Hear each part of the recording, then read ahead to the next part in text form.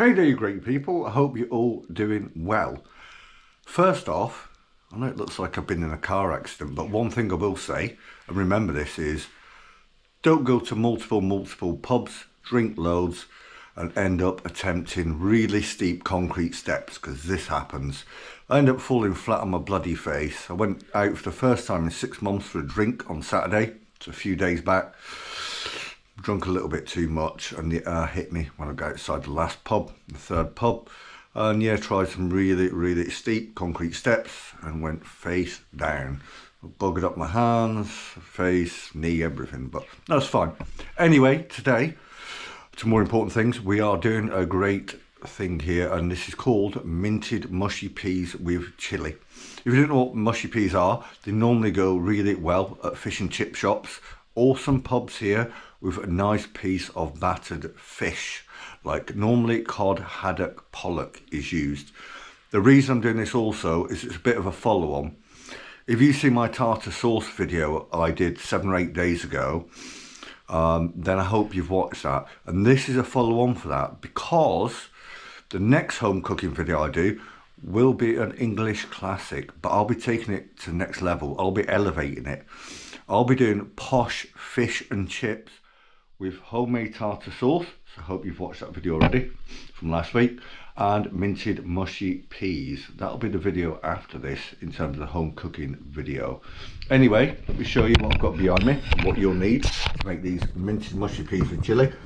I've got some extremely fine and expensive but very good Prima Donna extra virgin olive oil. You could probably use normal olive oil, some black pepper, some salt. You'll need a can of marrow fat peas if I don't cover it up. Some people use garden peas, but traditional way is to use marrow fat peas. Either some mint sauce or fresh mint. I've took 2 small cloves of garlic and chopped them mega fine. 1 finger chili I've chopped mega fine, or you could use probably half of a jalapeno. And either half a small red onion chopped fine or 1 small shallot.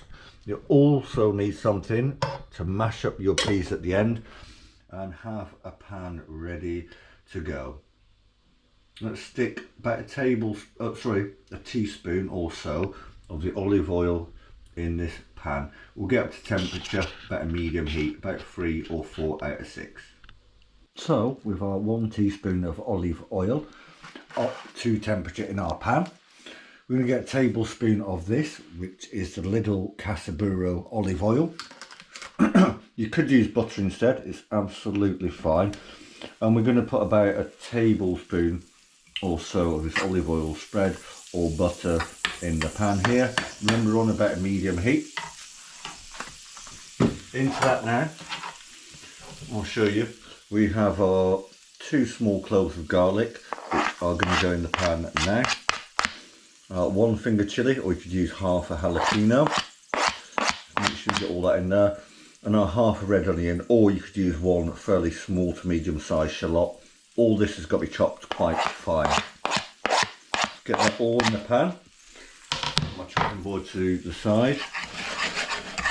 Give that a good mixing around in the pan. And we're going to cook that on this medium temperature for about 1 or 2 minutes, probably 2 minutes actually, on a medium.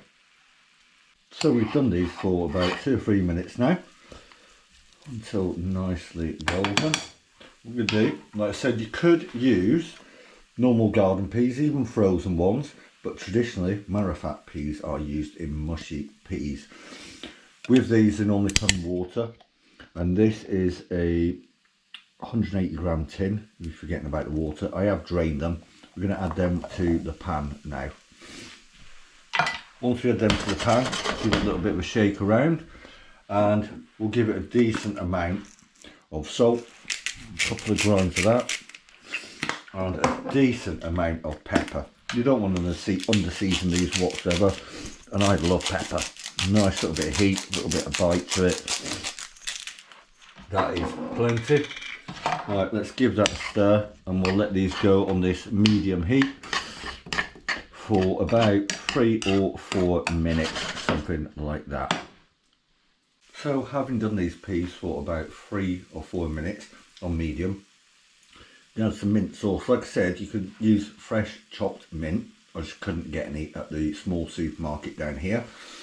So I'm going to add about the equivalent of about, I don't know, about a teaspoon on this tablespoon here. Give it a really good stirring through. Just like that.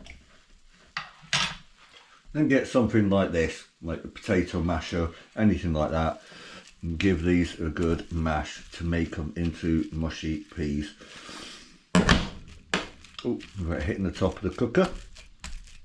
These are looking mighty fine already. And believe me, with the smell of that garlic, the red onion, the chilli, the mint sauce I've just added, the olive oil spread, which obviously you can substitute for butter. These are looking mighty fine. What do you think about them anyway? I think they look incredible. As I said, I hope you have enjoyed this video. If I swing the camera around. The reason I'm doing this is because my next home cooking video, which will probably be on Friday or Saturday, so towards the end of this week, will be an elevated English classic, but elevated to a huge high standard, which will be Posh Fish and Chips. And I'll be using sea bream fillet for my Posh Fish and Chips home cooking video. These minted chili mushy peas will be included on that dish, so I hope you've watched this video.